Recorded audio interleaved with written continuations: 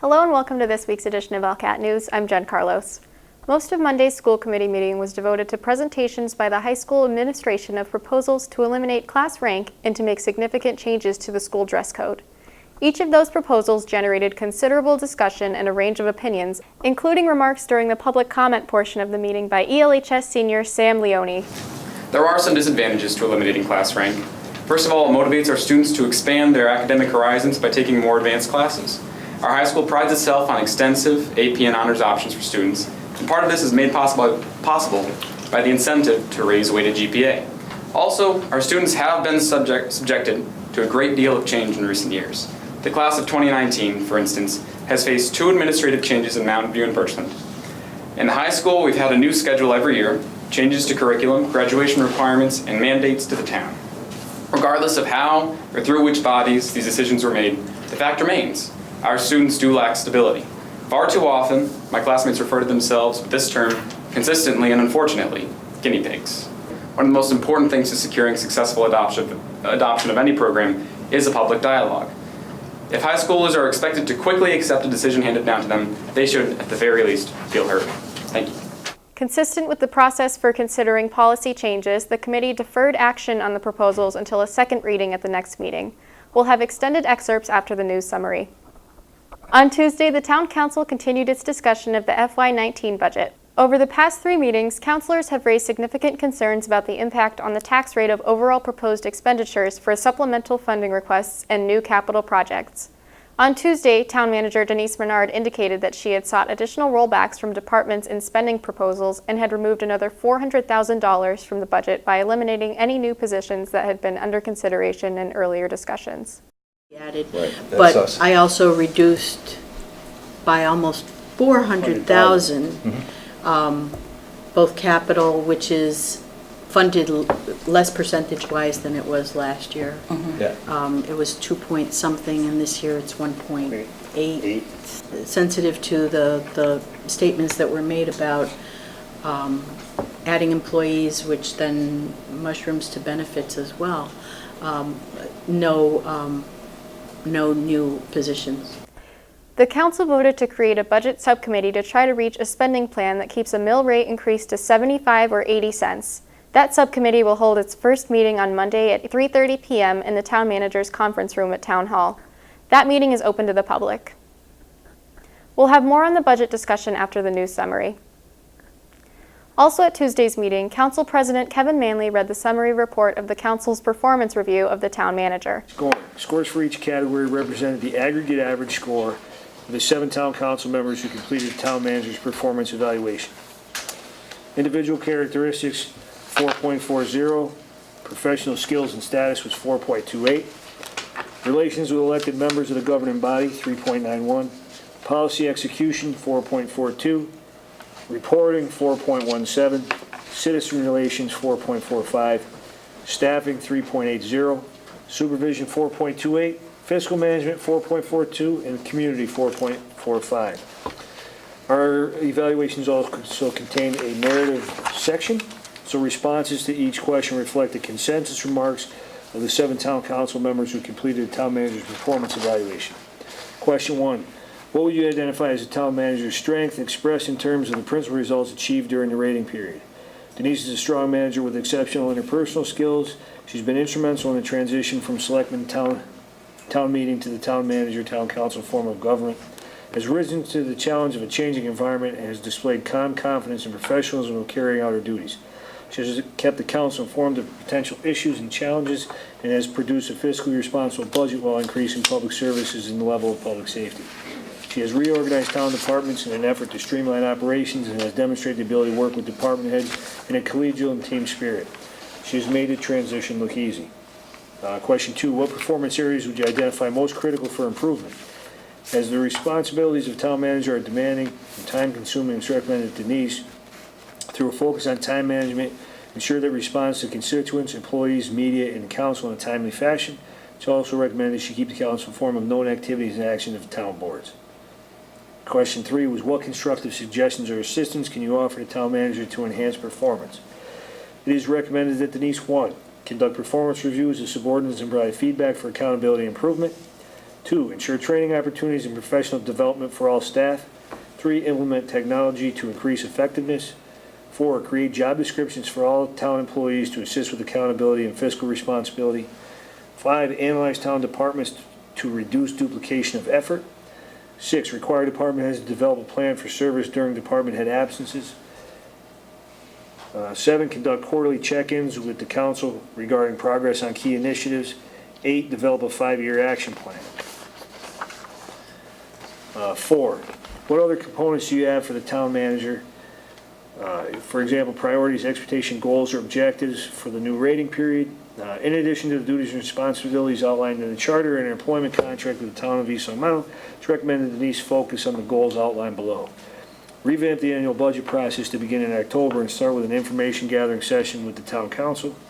Develop a 5-year capital plan for fiscal years 19 through 23 that includes information on the status of projects in progress. Require department heads to develop a capital asset inventory by June 2019. Monitor the school department's residency fraud plan and rely on the council's help if necessary. And so that is the summary of the evaluation. The question of how to better engage students in civics has prompted several initiatives by the high school administration and ELHS Social Studies Department. On Thursday and Friday, Department Chairman Eddie Polk conducted voter registration and pre-registration for students during the lunch blocks.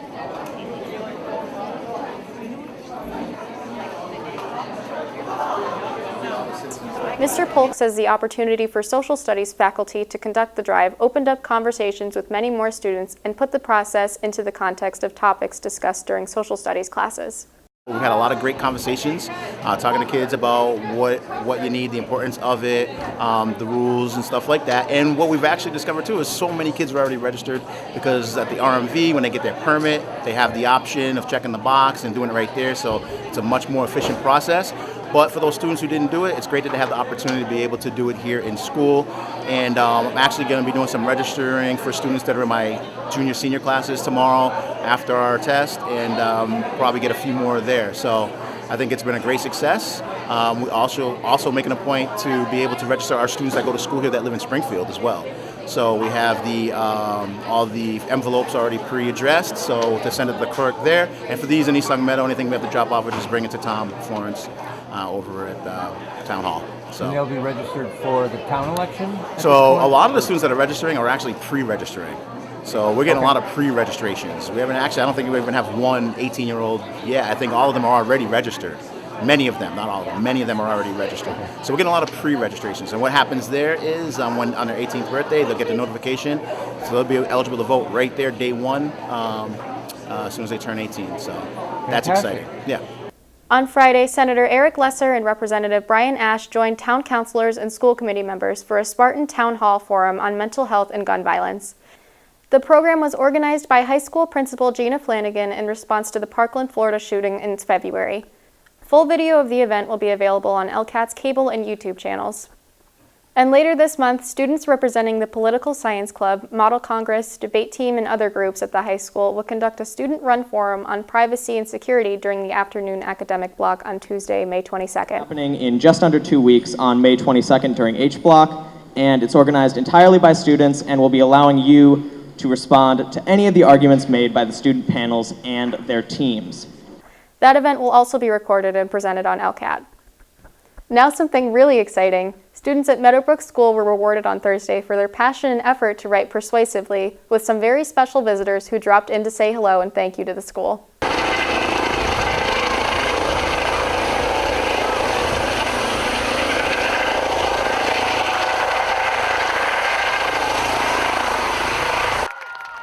Massachusetts State Trooper and East Longmeadow dad Eric Fairchild greeted the whole school after landing the MSP helicopter in the Meadowbrook soccer field to the delight of the kids, teachers, and administrative staff. Hi, can everybody hear me? Guess what I have here? All of your letters. We're happy to report that your hard work putting pen, pencil, marker, or whatever together as a school, Major Warmington heard your powerful words and granted your request for us to come and visit. Major Warmington could not make it today, but myself and and Sergeant Mark Spencer are here. You guys are important because what you did out of 351 cities and towns throughout the Commonwealth of Massachusetts, guess where we are today? We're here at Meadowbrook.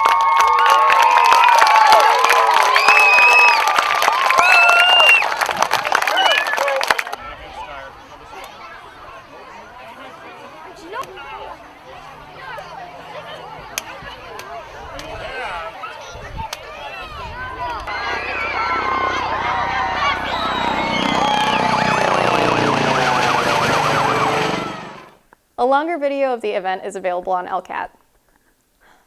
Now we'll look at upcoming town events. A reminder that on Monday, May 28th, the town will hold its annual Memorial Day ceremonies beginning at 10:50 a.m. in front of the high school. Local and state officials, public safety personnel, the ELHS band, and young student volunteers will be on hand to honor those service members in the armed forces who have perished in the pursuit of liberty.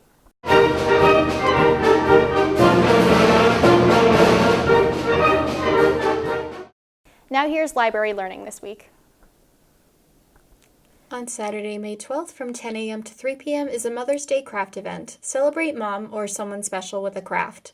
The library supplies the materials to make a masterpiece. You supply the love.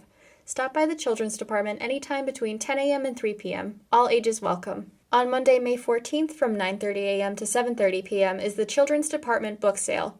Come in early to browse the library's selection of gently used books, DVDs, puzzles, and games. The sale will run from Monday, May 14th to Friday, May 25th. Coming up on Tuesday, May 15th from 10 a.m. to 11:30 a.m. is the AM Book Group. The book for this week, The Couple Next Door by Sherry Lapina.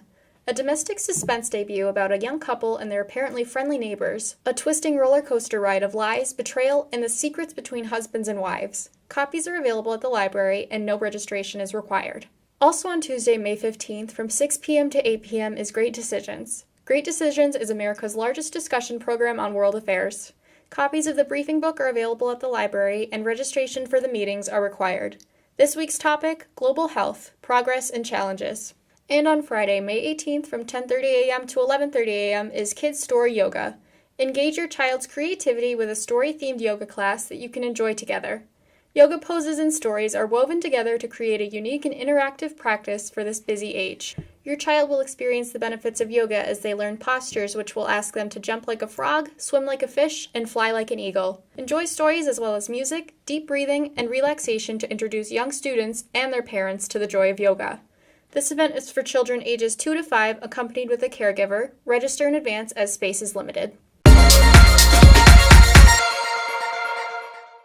That's it for the news summary. Now our extended excerpts from Monday's school committee discussion of class rank and the dress code, followed by discussion leading to the creation of a new subcommittee to resolve outstanding issues with the proposed FY19 budget. So thank you for having us tonight. If you could go to the first slide, it kind of gives you a little context before we get started. We have been talking about changing our dress code, quite frankly, since I became principal. We've constantly had the conversation with our teachers and school council, and it's one of those issues that everybody has a very different opinion. But if you look at our current dress code, there are some things about it that we do feel that we have to update from an equity and inclusivity perspective. So this movement, I just wanted you to know that this is something that a lot of schools are dealing with right now. See numbers 1 through 8, those are specific guidelines of the dress code. So for example, no exposed undergarments, no low-cut shirts or pajama pants and so forth. What I did was I highlighted the parts of the dress code that pertain particularly targeting females. Now, I show you this picture on the right. This is I took this picture of one of our students today. She's on the cross-country team, so dressed appropriately for going to practice afterwards. And if you look, technically, her shorts would be a violation of our dress code because they do not hit her fingertips. But I mean, this is typical high school wear. She's wearing a sweatshirt. I would never really deem this to be inappropriate. I don't find it offensive at all. And I think there's a lot of our students kind of have this vantage point that, coming to school, sometimes is very difficult to meet the letter of law of our current dress code. The current hat policy is very inconsistently enforced in classrooms. There are some teachers who are not bothered by it and allow students to wear hats, and there are some teachers who don't like it and don't allow students to wear hats. I think it sends our students a very mixed message. Rules are rules. Staff is to support the rules and the policies, and if they shouldn't have to be told, they should know. So if the kid's got a hat on and they're in their class, whether you like it on or not, they have to take it off. Hats go in lockers, hats go in backpacks, hats exit your head when you get into the school. Why? Because there's rules because in life there's rules. You're gonna have a job someday where you can't wear a hat, or you might have to, I don't know, whatever it is. So I guess I feel it's okay to tell a kid that there's rules to follow. Is a role, one of the roles of an educator to teach and enforce manners? Teachers have very different opinions about that, I think. I think that most would say the primary person to do that is the parents. And we take cues from our parents, but it's very difficult. Students are leaving home in these outfits that when we walk in, say, you can't wear that. And I understand that some parents leave before their kids. Their kids are out the door before they are. But sometimes we get into conversations with parents that they don't think, well, there's nothing wrong with what this student is wearing. And this whole body shaming thing has become a real topic because, and it's not just male teachers now that are reluctant to call out female, because that used to be the case. I'm not going to touch that because, I don't want to be accused of saying anything inappropriate, but I think it's hitting our female teachers too that I think it's telling 4 documented dress code violations in 3 years. It's telling us that our teachers, it's not that the kids aren't violating it, trust me, that's not what's happening. It's a touchy subject. I really understand the respect part of following rules. We have the policy in place. And like you said, they get out into the workforce, they're not going to be allowed to wear hats. And this is all about preparing them to become adults. Can I just Yes. chime in quickly? I'm on the entirely opposite end of all you guys. We keep talking about the workforce and manners. We have, what, about 90% of our kids go to college? Yeah. Every college in America allows a kid to wear a hat. Oh, yeah. It's 4 years in college, I wore a hat. And when I entered the workforce, it was really easy to take it off. This is just, I don't see this as a big deal. Yeah. There are some teachers who, if they have a presence in their class and they don't want a kid to wear a hat, they can ask them to take it off. I'm not really worried about the inconsistency of the policy if we go this route and we switch the policy to where kids are allowed to wear hats. I just don't see this as the. So when do you deem a hat inappropriate? If they walk in with a sombrero, I know they can't have that because it will hide their face. But at what height? How? Right. That's exactly. Then you're enforcing the tighter hat. You're thinking baseball caps and the occasional knit. So what if we get into that debate now with girls in terms of what's a hat and what's not? Yeah, and what's a headband and what's not? Versus beret versus And all these different and the things. truth is, whenever we've asked a kid to take off their hat, 9 times out of 10, they're cool with it. They get it. The girls that get caught or get called down or get questioned have a certain body type. A lot of the girls that are petite, we don't see a lot of them coming down. And I think that, girls that are a little ample, that I have a real issue with. I think it sends them a bad message, that we're only calling out certain girls. So it's just another thing to consider when you're thinking about this. All right, so it sounds like we should take some time for you to process this and kind of think about it, because some of what you presented tonight wasn't in our. Yep, sure, I get it. It's good for us to take a look at it. But I think to keep in mind, one of the options that has been mentioned is a possible pilot too, as we come back. Yeah. How are candidates evaluated from high schools that rank as opposed to those that do not? Do you prefer to evaluate students who have a specific, or is it percentile rank sufficient? And can applicants from high schools that do not rank be at a disadvantage when it comes to merit-based scholarships? So these are the 3 questions that we kind of framed this conversation. My experiences around rank have not all been the most pleasant as it relates to students' mental health. And these are kids, if you look at them in their totality, who they are as young men and women, they are phenomenal in every way and are only defining themselves by a number. And if they don't reach that number, they feel less than. And they don't allow that body of work that they've done such an amazing job of over 4 years really speak for them. the valedictorian versus salutatorian race is just so intense. The kids are, doing all kinds of crazy things to find out what their competition is and where they rank. So there's that piece of it that feels really uneasy for me. But having to tell students who are like 0.5%, the percentage is sometimes so close that you didn't make it, and then to see them completely break down in tears. I mean, it's really, really hard. And, to John's point, in the colleges that we're talking to, they're looking at the total kid. From my perspective, and again, I understand the thought process around the kids that are thinking, well, I'm right there. We're talking about a handful of students. We have roughly 220 in the 11th grade.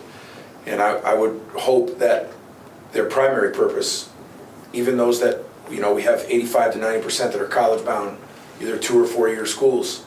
But I want every kid to be thinking about matching passion with purpose when Dr. Flanagan shakes their hand the first Friday in June, whether they were number 1 in the class or they were 220.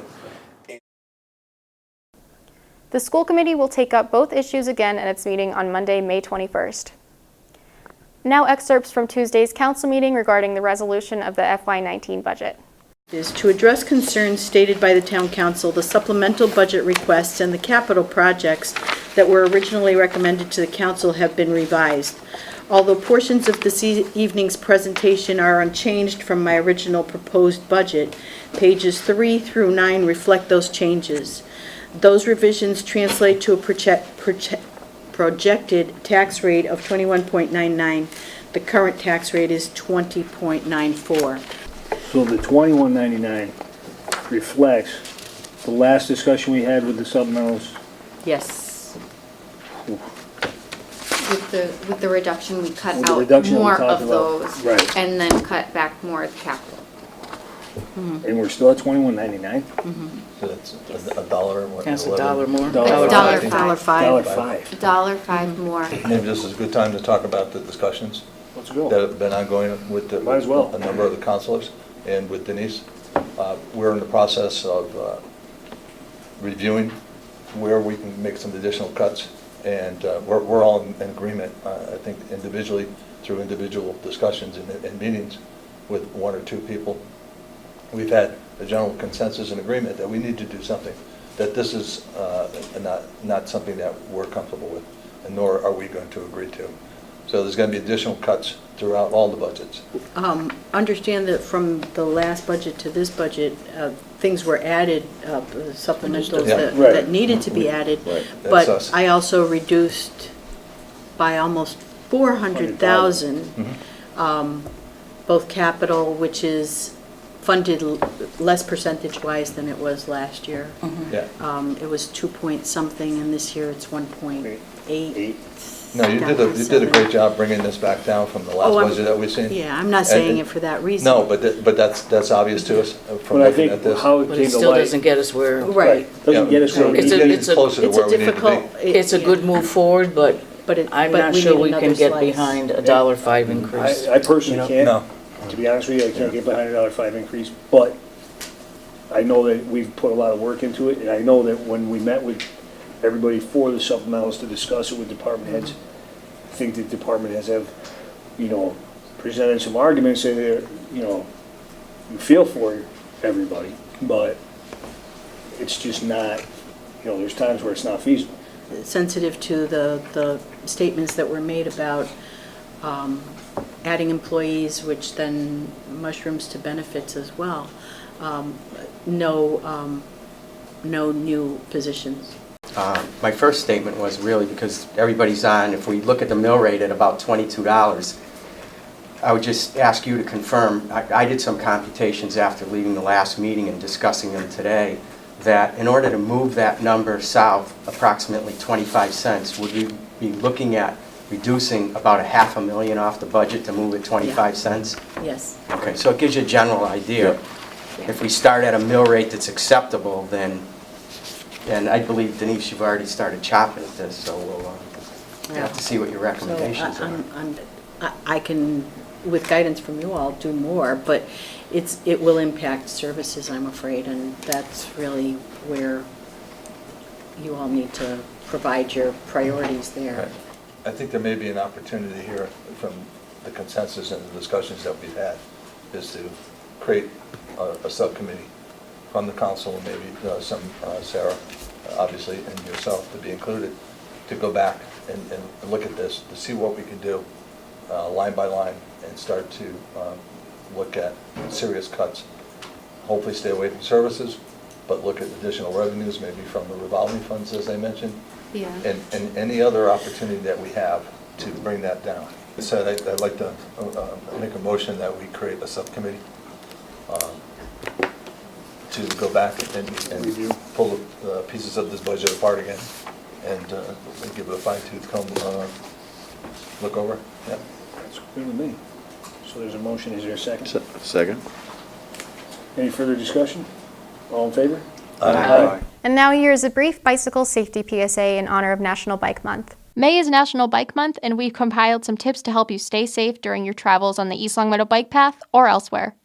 Wear a properly fitted bike helmet. The helmet should sit level on your head and low on your forehead, 1 or 2 finger widths above your eyebrow. The chin strap should also be snug so that no more than 1 or 2 fingers fit under it. Everyone, adult and child, should wear a bicycle helmet each time they ride.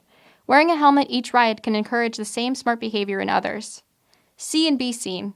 Whether daytime, dawn, dusk, foul weather, or at night, you need to be seen by others.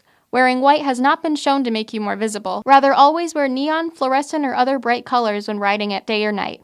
Also wear something that reflects light, such as reflective tape or markings or flashing lights. Remember, just because you can see a driver doesn't mean that the driver can see you. Adjust your bike to fit. There should be 1 to 2 inches between you and the top tube if using a road bike, and 3 to 4 inches if a mountain bike. The seat should be level front to back.